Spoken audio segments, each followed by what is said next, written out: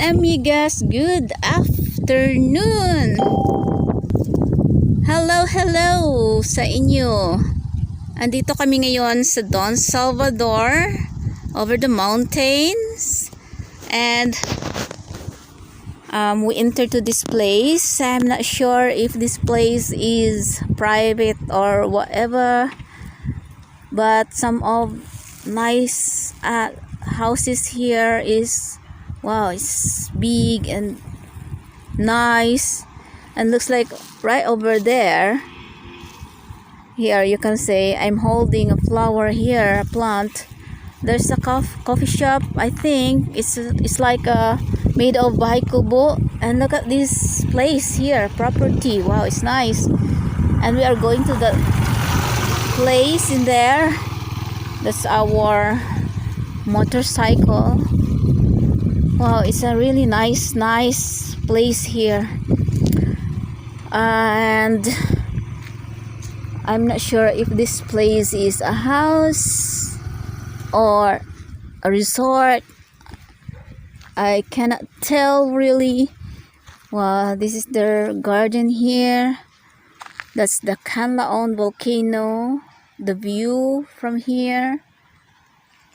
Wow, the houses here, you know what, guys, quite big and beautiful houses. Oh, let's follow this road going there.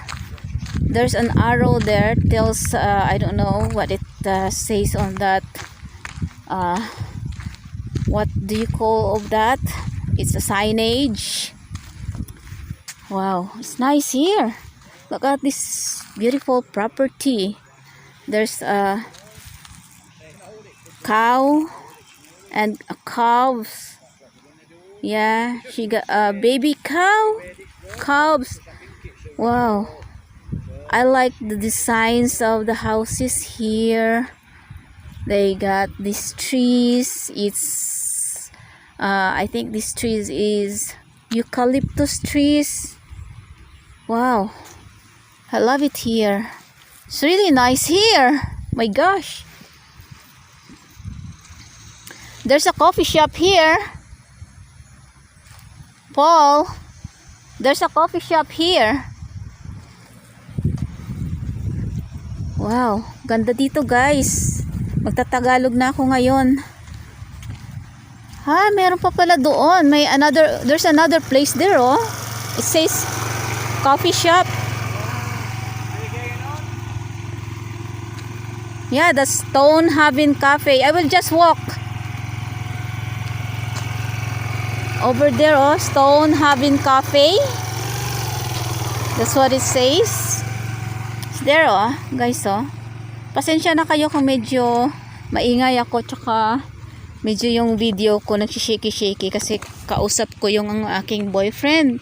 Ayan, oh. Andyan yata. Nakikita nyo ba? Tika lang guys, nagpa-fog pala yung mountains dito. Ayan, oh. Ayan yung place na yan. Diyan yata yung ito siya, oh, yung Stonehaven Cafe. Ayan, meron din daanan papunta dyan. Pasensya na kayo na may hawak-hawak akong bulaklak. Nangingi ako ng bulaklak doon sa aking pinsan. Ayan, oh, ang ganda dito, oh. Ayan. Wow. Kita nyo ba, guys, yung view? Look at the view from here. And that road that you can see, maybe, I'm not sure, guys, if you can see the road from there. Over there, it's going back to the town of Morsha. And there's a coffee shop there. On that place, I think. Yeah, on that place, I think, guys, there's a coffee shop. Look at the mountains. It's foggy. It's really nice here, guys. It's quiet and very relaxing place to go. And yes, ang ganda dito. Kaso hindi ko lang masabi kung puntahan natin dito, guys, dahil Echotera, what you call that? Itchutera. Itchutera tayo. Nabubulol ako guys. Itchutera. Punta tayo dito. Ayan oh. Ayan, wow, ang ganda. Bahay ba yan dyan? Wow, ang ganda ng place nila. Grabe. Ano yan dito? Itchutera tayo eh. Ayan, may padyanduyan pala sila dito sa gilid oh, pero mukhang sira na siya guys. Ito siyang place oh, ang ganda. Oh. Yan guys, kita nyo. Sarap dito mag-picnic oh. Ayan, tapos mag-relax dito. Ayan, ano ba yan? Pool ba yan? Yung nakikita ko dyan. Or just little fish pond. May bahay dyan sa loob guys. Ayun, doon yung daanan. Kita nyo yung steps na yan down there. And looks like there's ano ba yan dyan? Talagang naku-curious ako. Magtanong-tanong tayo. Baka meron tayo dito mapagtanungan. Ay, ang ganda dito ha. In fairness, napakaganda dito. Ay, ano na di siya ho? Dari ho? Ano na dari siya ho? Resort? Balay lang? Ah. Kapihan? That's a coffee shop in there. But this one here is just only houses. Yeah, it's private. Private. Yeah, there's a coffee there. If you want some coffee, you can have a coffee there. But here is just residences. Dito, follow natin itong road na ito. Guys, Chutera sa Inday. Ayan oh. Ayan, ang ganda ng bamboo na yan, guys. Alam niyo yung tanim na yan. Gusto ko yan. Gusto ko yung magtanim na yan sa ano namin, sa doon sa place namin, sa bahay namin. Ano siya? Yung hindi siya yung bamboo na ano ba, yung malalaki talaga. Ayan, may garden pala sila dyan guys oh. Ayan, may garden sila. Gulayan yata yan. Kita nyo ba?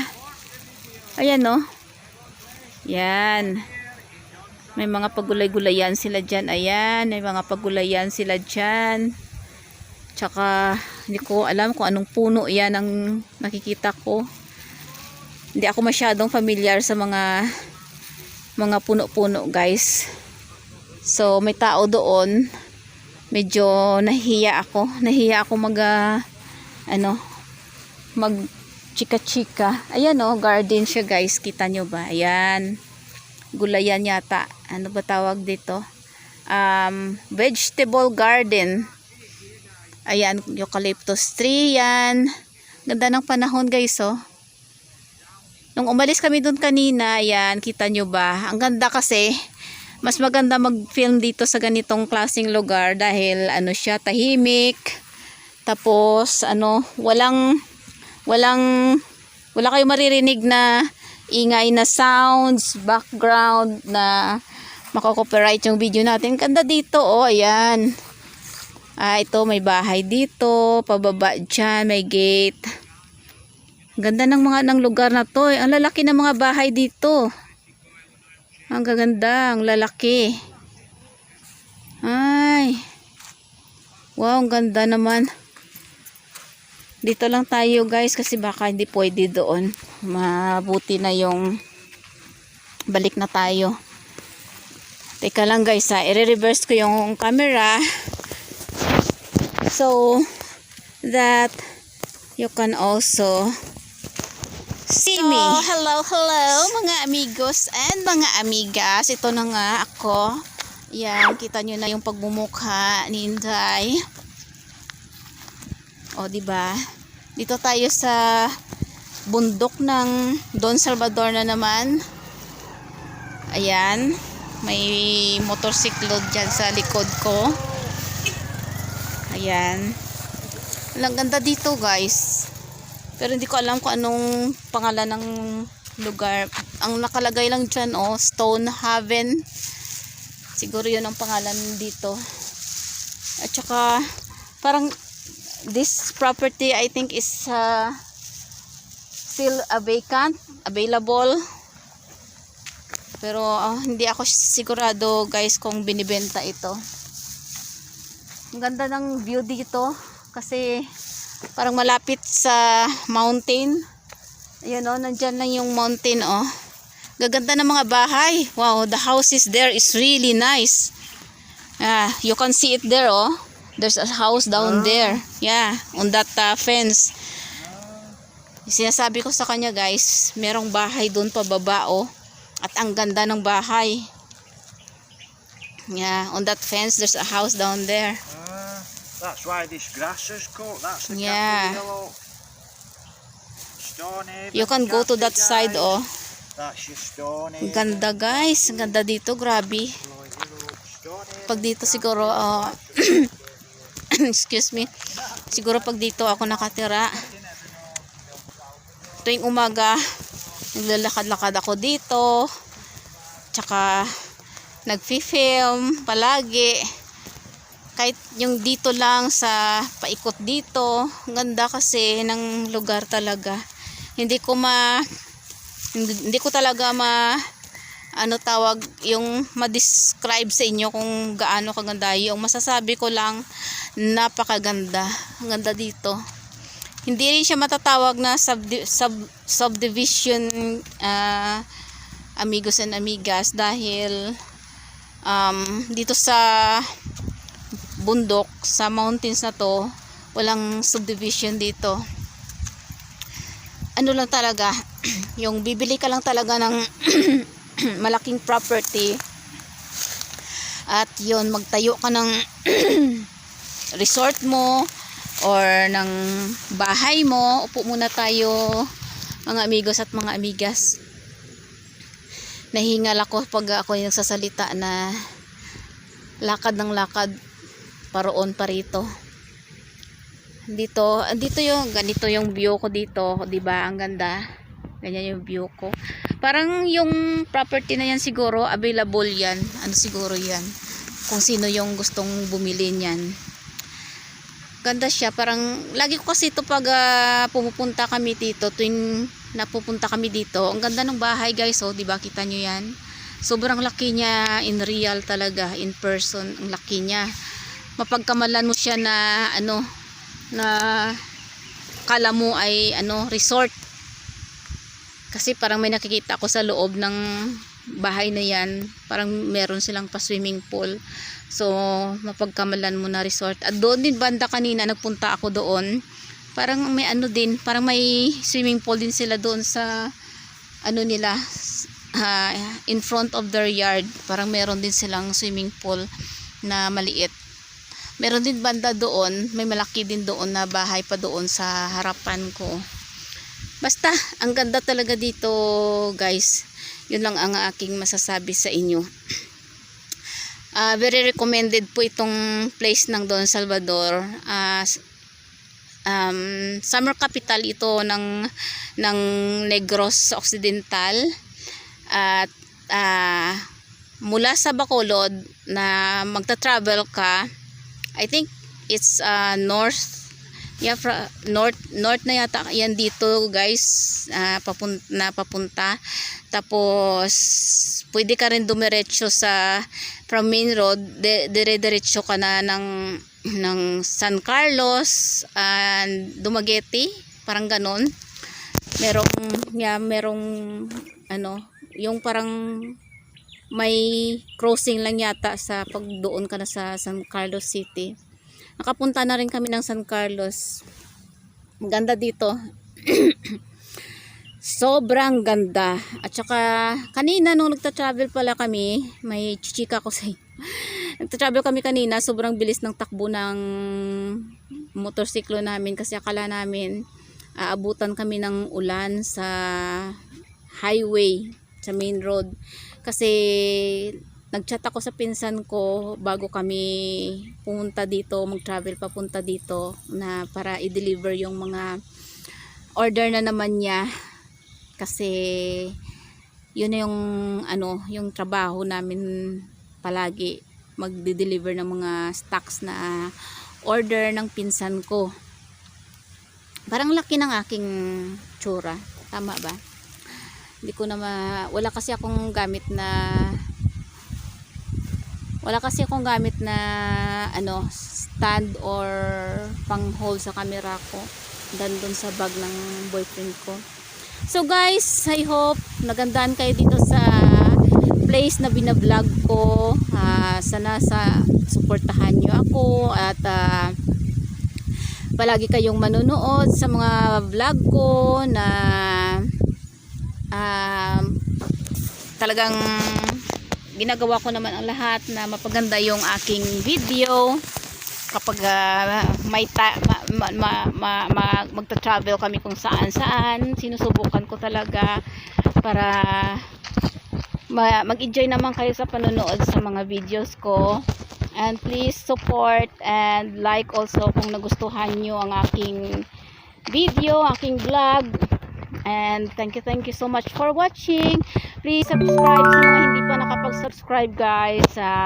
To all my viewers, new and old viewers, please, for those who don't yet subscribe to my channel, please subscribe. And malaking tulong po yan sa akin guys. Hindi naman kasi ako mayaman guys, tsaka